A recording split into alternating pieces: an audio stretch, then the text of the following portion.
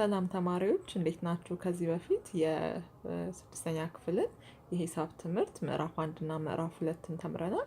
በዚህ ቪዲዮ ደግሞ ምዕራፍ 3 ክፍልፋዮችና አስርዮሽ ቁጥሮችን እንማራለን ማለት ነው። በዚህ ምዕራፍ የክፍልፋዮችና የአስርዮሽ ቁጥሮች ምንነትን፣ የክፍልፋይና የአስርዮሽ ቁጥሮችን የመደመር፣ የመቀነስ፣ የማባዛትን፣ ማካፈልን ትማራላችሁ። በተጨማሪም ክፍልፋይና አስርዮሽ ቁጥሮች ጋር የተዛመዱ ፕሮብሌሞችን ትፈታላችሁ ማለት ነው። ንዑስ ምዕራፍ 3.1 ክፍልፋዮችን በዝቅተኛ ሂሳባዊ ቃል መግለጽ ይለናል። አሁን ለምሳሌ እዚህ ጋር 1/2ኛ፣ 2/4ኛ፣ 3/6ኛ፣ 4/8ኛ ምስል 3.1 ላይ ያሳየናል።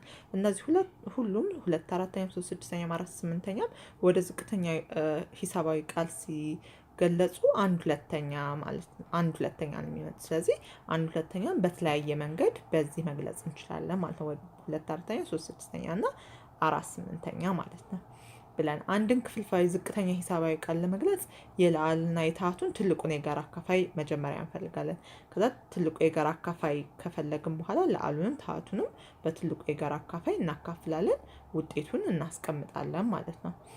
ማስታወሻችን ምን ይላል? ላዕሉና ታህቱ ከአንድ ቁጥር በስተቀር የጋራ አካፋይ ከሌላቸው ክፍልፋዩ ዝቅተኛ ሂሳባዊ ቃል ነው እንላለን። ስለዚህ አሁን ትልቁ የጋራ አካፋያቸውን ፈልገን እስከ መጨረሻው ካካፈልን በኋላ ላዕሉን ታህቱን የሚያካፍለው ከአንድ ቁጥር ብቻ ውጪ ከሌለ በዝቅተኛ ሂሳባዊ ቃል ነው የተቀመጠው እንላለን ማለት ነው። አሁን ለምሳሌ ምሳሌ 1ን መመልከት እንችላለን። ምሳሌ 1 ላይ 150 በ120 ይለናል። እዚህ ጋር የ150 በ120 ትልቁ የጋራ አካፋይ እንፈልጋለን። 150 እና የ120 ትልቁ የጋራ አካፋይ 30 ነው። ስለዚህ 150ን በ30 ስናካፍለው 5፣ 120ን በ30 ስናካፍለው 4 ይመጣል። አሁን 5 እና 4 ትልቁ የጋራ አካፋያቸው አንድ ብቻ ነው፣ ሌላ ምንም የላቸውም። ስለዚህ ይሄኛው በዝቅተኛ ሂሳባዊ ቃል ነው የተቀመጠው እንላለን ማለት ነው። ላ ደግሞ 600 120ኛ ይለናል። ይሄኛው የሁለቱ ትልቁ የጋራ አካፋይ 120 ነው። ስለዚህ በ120 1 በ120 ደግሞ 5 ይሆናል።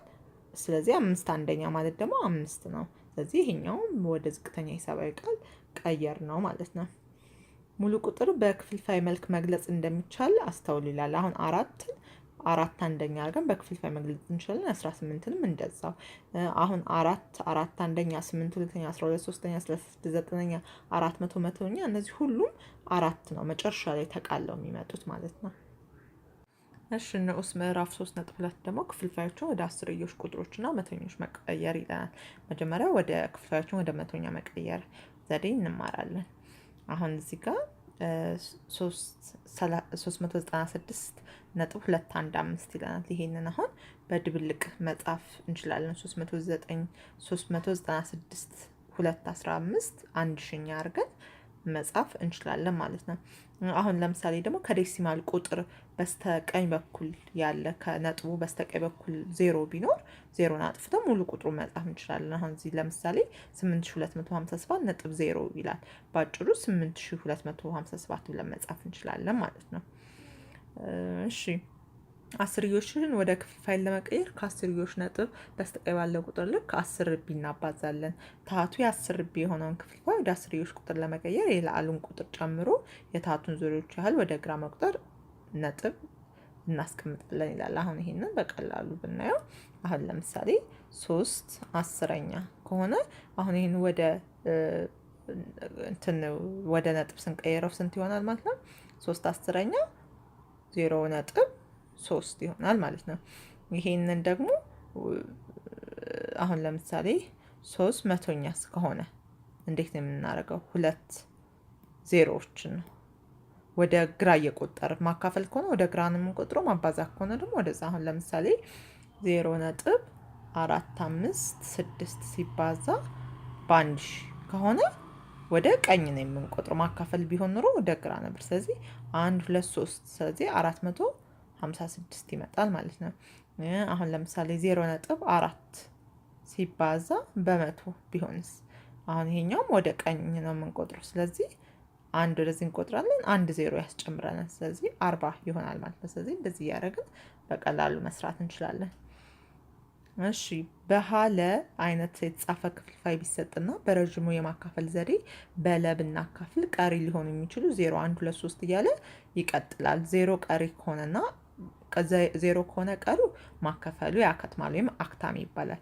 0 ቀሪ ካልሆነ ደግሞ የአክታሚ ይባላል። ለምሳሌ 4/5 ነው። አሁን እዚህ ጋር ስናካፍል 0.8 ይሆናል መልሱ። 0 መጨረሻው 0 ይሰጣል። ስለዚህ ይሄኛው አክታሚ ነው። የለም 3 ሲካፈል ለ8 እንደዚያው 0 ይሰጠናል። መጨረሻው ውጤቱ 0.375 ይሆናል። ይሄኛውም አክታሚ ነው። የሐመርሃም እንደዚሁ አክታሚ ነው፣ 0 ይሰጠናል።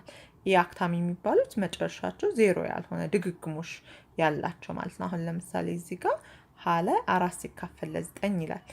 4 ሲካፈል ለ9 እዚህ ጋር ሄዶ 4 እያለ ይቀጥላል። ስለዚህ ይሄኛው አክታሚ ተብሎ ይገለጻል ማለት ነው።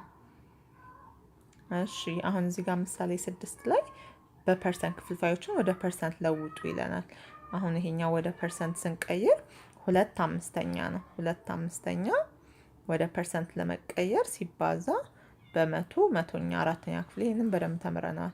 ስለዚህ 2/5 ሲካፈል ለመቶ መቶኛ ይሄ ማለት 2/5 ሲባዛ በመቶ ሲባዛ በመቶ ፐርሰንት ማለት ነው።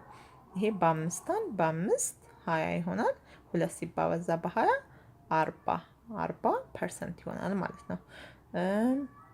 የለም እንደዚሁ አንድ አይነት ነው። 1 ሲካፈል ለ16 ይሆናል። ይሄኛው ሲባዛ በመቶ ሲባዛ በፐርሰንት ማለት ነው፣ ቅድም እንደሰራ ነው። ስለዚህ 116ኛ ፐርሰንት ወይም 6.25% ይሆናል ማለት ነው። መቶኛ ወይም ፐርሰንት ማለት እያንዳንዱ ከመቶ ማለት ነው። በየዕለት ተግባራችን ውስጥ መቶኛ የሚለውን ቃል እንጠቀማለን ማለት ነው። እሺ አሁን ምሳሌ 7 ላይ አበበ ከ20 ውስጥ 13 ማርክ አገኘ። ማሪቱ ከ10 ውስጥ 7 ማርክ አገኘች። የማንኛው ውጤት ነው የተሻለ? አሁን ይሄኛውን ከ100% ቀይረን ማወዳደር እንችላለን። አሁን አበበ ያገኘው 13 ከ20 ነው።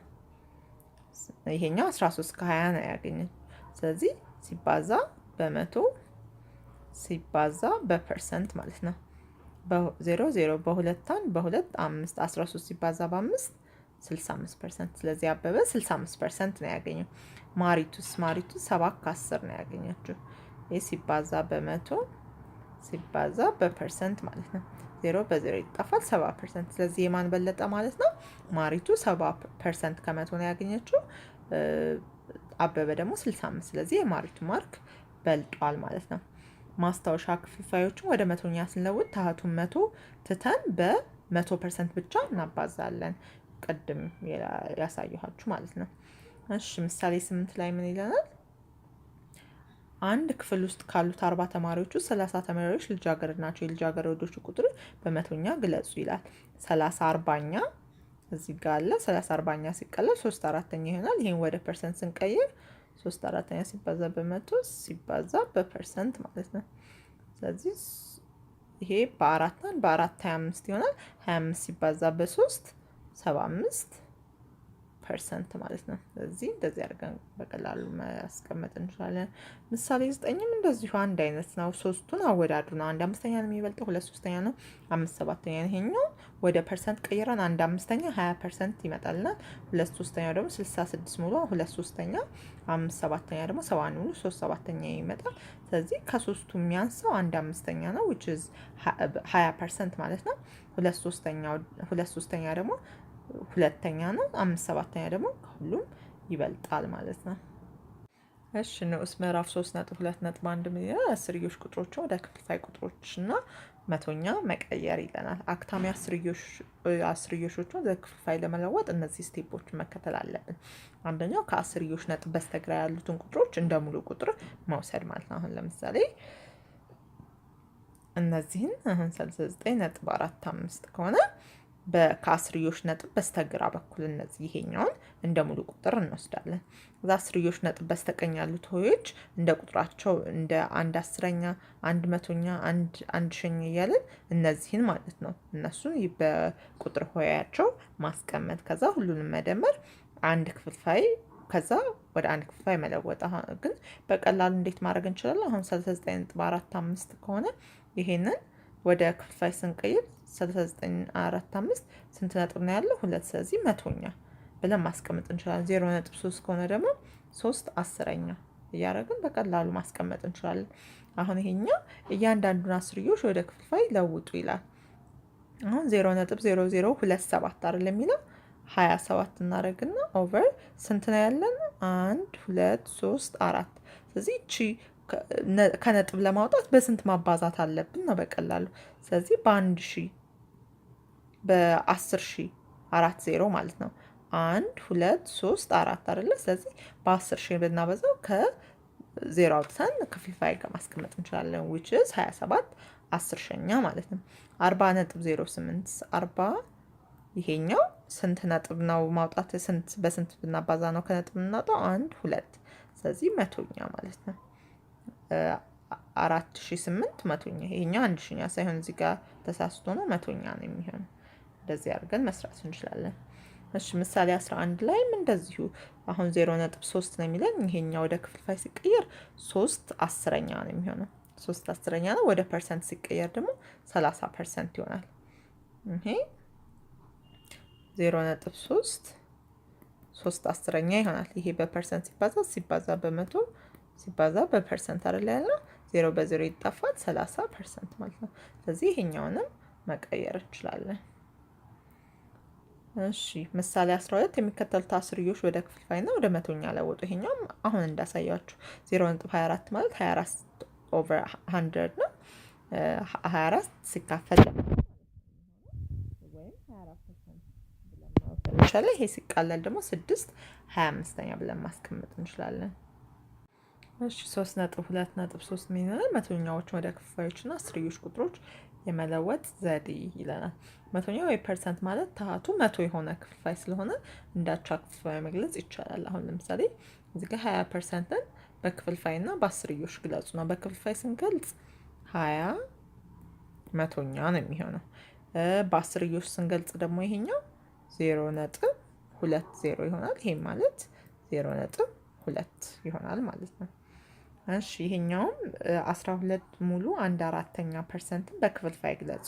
ይሄ ማለት 12 ሙሉ 1/4 ማለት 4 ሲባዛ በ12 48 ሲደመር 1 49 49 4ኛ ሲባዛ በፐርሰንቱ 1 መቶኛ ማለት ነው። ይሄኛው ማለት 49 400ኛ በክፍልፋይ ሲገለጽ። በአስርዮሽ ሲገለጽ ደግሞ ታጽፎታል እዚህ ጋር 0.1225 ተብሎ መግለጽ ይቻላል። እሺ ንዑስ ምዕራፍ 3.3 ደግሞ ምን ይላል? ክፍልፋዮች ማወዳደርና በቅደም ተከተል ማስቀመጥ ይለናል። ማስታወሻ ተመጣጣኝ ክፍልፋዮች የምንላቸው በዝቅተኛ ሂሳባዊ ቃል ሲገለጹ እኩል የሚሆኑ ናቸው። ለምሳሌ አሁን ምሳሌ 15 ላይ 1/4ኛ፣ 2/8ኛ፣ 3/12ኛ፣ 4/16ኛ፣ 5/20ኛ፣ 6/24ኛ እነዚህ ሁሉም ሲቃልሉ 1/4ኛ ነው የሚሰጡ። ስለዚህ እነዚህ ተመጣጣኝ ክፍልፋዮች ይባላሉ ማለት ነው። እዚህ ጋር ምሳሌ አለሚቱ በኬሚስትሪ ሙከራ ፈተና ከ35 ውስጥ 30 ነጥብ ስታገኝ በእንግሊዝኛ ሙከራ ደግሞ 48 ውስጥ ደግሞ ከ48 ጥያቄ ውስጥ 42 ነጥብ አገኘች። በዚህ መሰረት በየትኛው ትምህርት የተሻለ ውጤት አመጣች? በእንግሊዝኛ ነው ወይስ በኬሚስትሪ ነው ማለት ነው። ስለዚህ የኬሚስትሪ ሙከራዋ ስንት ነው ማለት ነው? ከ35ቱ 30 ነው ያመጣችው። የእንግሊዝኛዋ ደግሞ ከ48ቱ 42 ነው ያመጣችው። ስለዚህ ይሄኛው አሁን እናቃልለዋለን። ይሄኛው ሲቃለል የ30 በ5 6 በ5 7 6 7ኛ ይሆናል። የ42ቱ ደግሞ በ6 7 በ6 8 ይሆናል። 7 8ኛ ይሆናል። ስለዚህ አሁን ይሄ ለማወዳደር ታታቸው ተመሳሳይ መሆን አለበት። ሁለቱ ትንሹ የጋራ ብዜታቸው 56 ነው። ስለዚህ ሁለቱንም ይሄኛው 6 7ኛ 56 ለማምጣት በ8 ሲባዛ 48 56ኛ ይመጣል። ይሄኛውም 56 ለማውጣት በ7 7ኛ ስናባዛ 49 56ኛ ይሆናል። ስለዚህ ታህታቸው ሁልጊዜ ስናወዳደር ታህታቸውን ተመሳሳይ ማድረግ አለብን። ተመሳሳይ ለማድረግ ደግሞ በትንሹ የጋራ ብዜታቸው የሁለቱ ማባዛት አለብን ማለት ነው። ስለዚህ ከ48 አሁን 56 አንድ አይነት ሆነ። ስለዚህ ለአላቸውን ነው የምናወዳድረው። ይሄኛው 48 ነው፣ ይሄኛው 49 ነው። ስለዚህ ከፍተኛ ያመጣችው የትኛው ነው ማለት ነው? በእንግሊዝኛ ውጤት የተሻለ ውጤት አምጥታለች። ምክንያቱም 49 ከ48 ስለሚበልጥ ማለት ነው። እሺ ምሳሌ 16 ላይም የሚከተሉትን ክፍልፋዮች ከትንሽ ወደ ትልቅ በቅደም ተከተል አስቀምጡ ይለናል። 2/3 አለ፣ 7/8፣ 12 27 አለ። አሁን ይሄንን ስንሰራ የሶስቱን የትንሹ የጋራ ብዜታቸውን እናወጣለን። የሶስቱ ትንሹ የጋራ ብዜታቸው ስንት ነው? 216። እዚህ ጋር ትንሹ የጋራ ብዜታቸው 216 ነው። ስለዚህ 216 በስንት ባባዛቸው ነው የምናመጣው ብለን ስናስብ 2/3 በ72፣ 72ኛ፣ 78ኛውን በ27፣ 27ኛ፣ 12 27ኛውን ደግሞ በ8ኛ ስናመጣ ሁሉም ታታቸው 216 ወይም መጣልን፣ አንድ አይነት መጣልን በትንሹ የጋራ ብዜታቸው ስናበዛ። ስለዚህ አሁን ለአላቸውን ነው የምናወዳደረው። ስለዚህ 96 ያንሳል አንደኛ፣ ሁለተኛ 144 ያንሳል፣ ሶስተኛ 189 ያንሳል። ስለዚህ በዚህ ቅደም ተከተል እናስቀምጠዋለን ማለት ነው። 12 27ኛ፣ 2/3ኛ፣ 7/8ኛ ሆኖ በቅደም ተከተል ሲቀመጥ ማለት ነው። ተመጣጣኝ ክፍልፋዮች በዝቅተኛ ሂሳባዊ ቃል ሲገለጽ ላላቸውና ታታቸው አንድ አይነት ሙሉ ቁጥሮች መሆናቸውን ማስተዋል ይኖርብናል ማለት ነው። እሺ ምሳሌ 17 ምን ይላል? የሚከተሉ ክፍልፋዮች ከትንሹ ወደ ትልቁ በቅደም ተከተል አስቀምጡ ይለናል። አሁን ይሄኛው ደግሞ በፐርሰንት ቀይሮ ነው ያሳየን። ይሄኛውም ቀላል ነው፣ አሁን እንደሰራ ነው። የ1/4 ወደ ፐርሰንት ለመቀየር እንዴት ነው ብያቸዋለሁ። 1/4 ሲባዛ በመቶ ሲባዛ በፐርሰንት በ4 25። ስለዚህ 25% ይሆናል። 1/8 እንደዚሁ ወደ ፐርሰንት ስንቀይረው 12 ሙሉ 1/2% ይሆናል። ይሄ ማለት ምንድነው? 2 ሲባዛ በ12 24፣ 25 ሁለተኛ ነው። ይሄኛው 12.5 አካባቢ ይመጣልናል። ይሄኛው ደግሞ 1/2 ወደ ፐርሰንት ስንቀይረው 50% ይመጣል። ስለዚህ የመጀመሪያ ትንሹ ይሄኛው ነው፣ 1/8 ነው። ከዛ 1/4 ነው። ከዛ 1/2 ነው ማለት ነው። እንደዚህ አድርገን ማስቀመጥ እንችላለን። እሺ ንዑስ ምዕራፍ 3.4 ደግሞ ምን ይላል? ክፍልፋይ ቁጥሮችን አስርዮሽ እና አስርዮሽ ቁጥሮችን መደመርና መቀነስ ይለናል። እስኪ መጀመሪያ መደመርን እንመለከታለን ማለት ነው። አሁን እዚህ ጋር ምሳሌ 18 ላይ ድምሮችን ፈልጉ ይለናል። 1/8 ሲደመር 0.4። አሁን ይሄኛው አንደኛው በክፍልፋይ ነው፣ አንደኛው ደግሞ በአስርዮሽ ነው። ስለዚህ አንዱን ወደ አስርዮሽ መቀየር ወይ አንዱን ወደ ክፍልፋይ ቀይረን ማመሳሰል ይኖርብናል። ስለዚህ 1/8 አሁን ወደ አስርዮሽ ስንቀይር 1 ሲካፈል ለ8 ስናደርገው እዚህ ጋር አስቀምጦ 0.125 ይመጣልናል። ስለዚህ ከ0.4 አንድ አይነት እንዲሆን 0.125 ሲደመር 0.4 አድርገን እዚህ ጋር 0 እንሞላቸዋለን። ምንም ለውጥ ስለማያመጣ 525.0.525 አድርገን እንትን እንላለን ማለት ነው። በክፍልፋይ ካረግነው ደግሞ አሁን እዚህ ጋር እንደሚታየው ታታቸውን ማመሳሰል አለብን። ስለዚህ ትንሹን የጋራ ብዜት አግኝተን ማመሳሰል አለብን። አሁን 1/8 ሲደመር 4/10፣ 4/10 ማቃለል እንችላለን ወደ ዝቅተኛ የሂሳብ ስሌት ማለት ነው። ስለዚህ 2/5 ይሆናል። 1/8 እና 2/5 የ8 እና የ5 ትንሹ የጋራ ብዜት 40 ነው። ስለዚህ ይሄኛውን 40 ለማምጣት በ5 ማባዛት አለብን። ይሄኛውን ደግሞ ታችኛውን 40 ለማምጣት በ8 ማባዛት አለብን።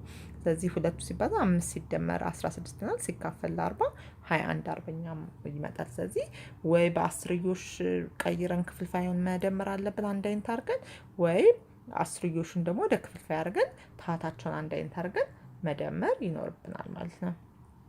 እዚህ ጋር ማስታወሻም ጋር እንደዛ ነው የሚለን። ክፍልፋዮችና አስርዮሾችን ለመደመር ክፍልፋይን ወደ አስርዮሽ ወይም አስርዮሾችን ወደ ክፍልፋይ ለውጡ ይለናል። ክፍልፋዮችን ወይም አስርዮሾችን ደምሩ ይለናል ማለት ነው። በመቀነስም ጊዜ አንድ አይነት ነገር ነው የምናደርገው።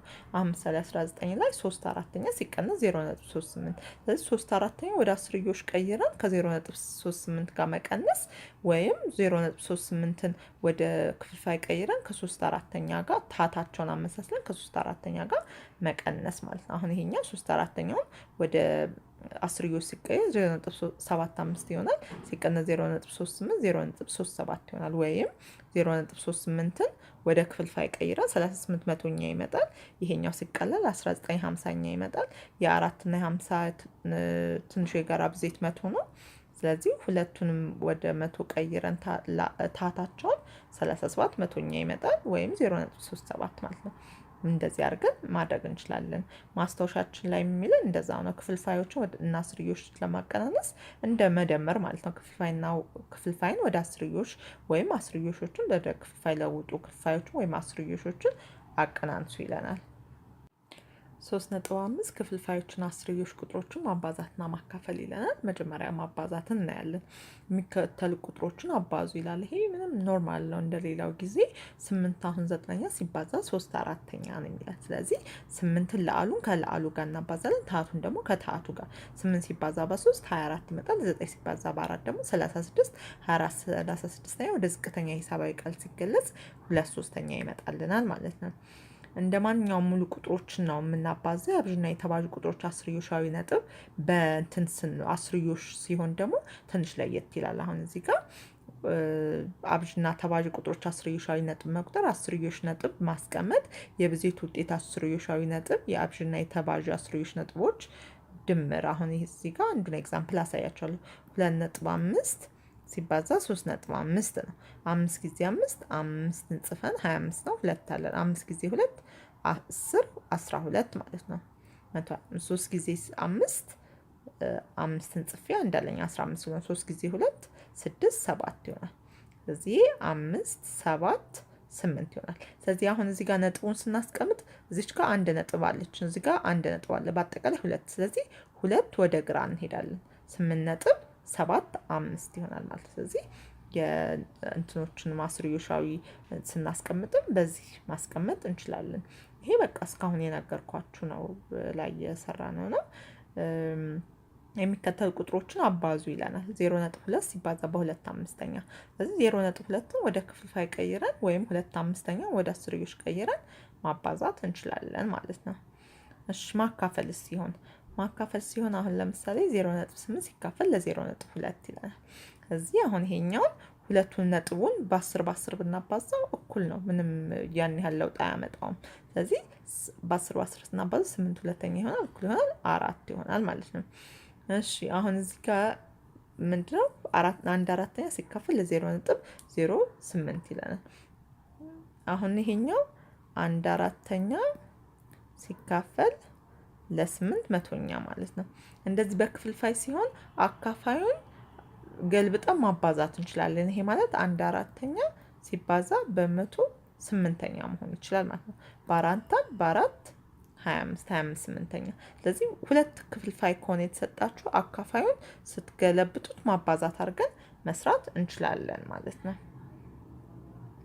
እዚህ ጋር አሁን ማስታወሻችን እንደዛ ነው የሚለን። አንድ ሙሉ ቁጥር ወይም ክፍልፋይ በክፍልፋይ ስናካፍል በአካፋዩ ግልብጥ እናባዛለን። በማካፈል ጊዜ ተካፋይና አካፋይን ቦታ ማቃየር አይቻልም። እንደዛው ነው የምናስቀምጠው። በማባዛ ጊዜ ግን ማቃየር ይቻላል ይላል። ማካፈል የቅይር ባህሪ ስለሌለው ማለት ነው። ስለዚህ በዚህ የ6ኛ ክፍልን የምዕራፍ 3 የሂሳብ ትምህርትን እንጨርሳለን ማለት ነው።